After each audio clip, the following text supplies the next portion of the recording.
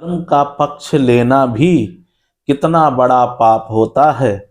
ना चाहते हुए और ना कोई कुकर्म करते हुए भी अधर्म का साथ देने से भी अपना नाश हो जाता है। ये तो पक्की बात है। क्योंकि मेघनाथ मेघनाथ ने क्या किया? कोई पाप नहीं किया ऐसा जिससे उसको मृत्यु दंड दिया जाए, परंतु जो भी किया अपनी बलवीरता को परिचय देने के लिए किया और अपने राज्य और पिता भक्ति के कारण ही किया। परंतु उसने जब अपने पिता के कुकर्मों में उसका साथ दिया तो नाश तो उसका भी होना ही था।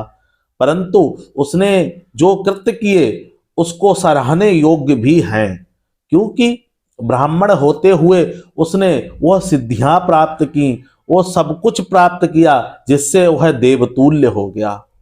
लक्ष्मण जी के साथ युद्ध करते हुए उसने 2 बार भगवान को और लक्ष्मण जी को त्रास दिया।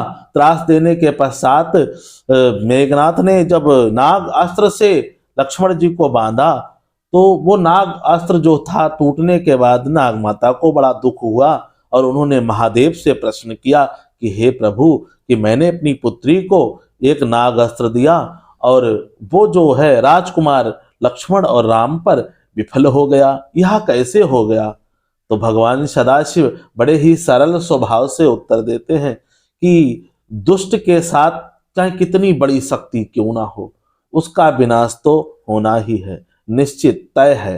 क्योंकि वह दुष्ट ही हो जाता है, थोड़े दिन में वो शक्ति भी गलत उपयोग के लिए ही पैदा होती है और गलत उपयोग करने से वो कुंठित हो जाती है, बेकार हो जाती है, फिर उसमें बल नहीं रहता है। इसलिए परोपकार की जगह है उसने यह गलत कार्य किए जिससे उसका सर्वनाश होना ही तय था। समझाया कि तुम ऐसा कोई अपने पति को समझाओ कि वो भगवान से संधि कर ले और ऐसा कुछ ना करे। सुलोचना की कहाँ मानने वाला था, लक्ष्मण के साथ युद्ध करने के लिए चला गया और जाते समय उसने क्या किया? ऐसा घमासान युद्ध किया और उस घमासान युद्ध में लक्ष्मण के हाथों मेघनाथ मारा गया। मारने के पश्चात जब उसका सर कटा तब आकाशवाणी हुई कि मेघनाथ सम जोधा का जो सर धरती पर आएगा, पृथ्वी किस गिनती में है, पूरा ब्रह्मांड भस्म हो जाएगा। अब तो चक्कर में हो गए कि क्या करें, सर वो कट के जमीन पे आ रहा है। हनुमान जी ने अपने हाथ में ले लिया और सर को रख दिया, भुजा को काट कर सुलोचना के पास पहुंचा दिया। जब भुजा गिरी, सुलोचना सती थी, उसने देखी कि भुजा पड़ी हुई है परंतु कुछ बोल नहीं रही है, तो कागज कलम दिया और कहा कि पति जैसी भुजा लग रही है तो लिखकर बताइए कि आप कौन हैं। तो उसने कहा मुझे तन से जुदा करने वाला लक्ष्मण है। सुलोचना जी ने क्या किया, भुजा को उठाया और रोती हुई रामादल की ओर दौड़ी। जब रामादल की ओर दौड़ी तब उन्होंने सिर्फ लक्ष्मण को ही अपना बहिष्कृत करके उनको शत्रु मानकर उन पर प्रलाप करना आरंभ किया। जब प्रलाप करना आरंभ किया तो सबने पूछा कि भाई, इतने लोग युद्ध कर रहे थे मेघनाथ से, पर आप लक्ष्मण जी पर ही क्यों आरोप लगा रही हैं? तुमको कैसे पता चला कि लक्ष्मण ने ही तुम्हारे पति का विनाश किया है, उसका वध किया है?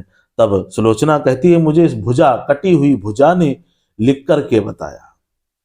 सभी लोग और तेज से हंसने लगे और हंसते हुए कहे कि कटी हुई भुजा भी कहीं लिखती है, और हम यकीन जब करें जब ये कटा हुआ शीश हंसने लगे। सुलोचना ने सतीत्व की बात थी तो उन्होंने बहुत सी बातें कही। तुम प्रतापी हो फिर भी वो शीश नहीं हंसा, तुम मेरे प्रेमी पति हो फिर भी शीश नहीं हंसा, तुमने इंद्र को जीत लिया फिर भी वो शीश नहीं हंसा। फिर उन्होंने कहा कि यदि मुझे पता होता कि स्वामी आज आप युद्ध में वीर गति को प्राप्त होंगे तो मैं अपने पिता को बुलवा लेती और आपकी सहायता अवश्य होती। तो यूं ही वो शीश हंसने लगा और हंसते हंसते बोला कि जिस पिता की दुहाई दे रही हो, बचाने की बात कर रही हो, परलोक में मुझे पता चला है कि लक्ष्मण ही शेषनाग के अवतार है, रक्षक ही भक्षक है, जिनसे तुम जो कह रही हो कि ये मेरी सहायता करते, इन्होंने ही मेरा वध किया है। तब तो सुलोचना बहुत तेज से रोने लगी कि अरे, पिता का अवतार हैं और पुत्री का सुहाग उजाड़ दिया, ये तो बहुत दुष्टता की बात हो गई। तब सबने उनकी हंसी की तो उन्होंने कहा, भगवान श्री राम बोले कि सती की हंसी करना अच्छी बात नहीं होता, इससे पातक लगता है और इसको बाइज्जत सती दाह कराइए, क्योंकि उसने तो पहले प्रण किया था कि पति का अनुसरण करूंगी और किसी का अनुसरण नहीं करूंगी। तो राक्षस जाति में होते हुए भी सुलोचना ने अपने पतिव्रत धर्म का पालन किया और मरते दम तक पालन किया।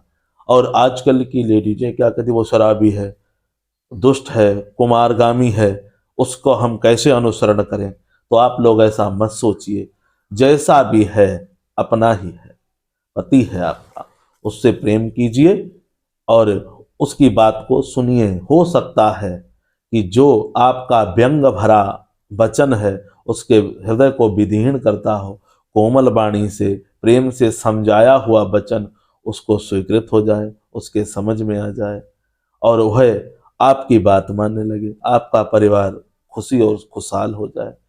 यह एक ऐसा उदाहरण है, इसे आप लोग अपने जीवन में उतारिए और परमात्मा की कृपा से सब ठीक होगा। जय श्री सीताराम।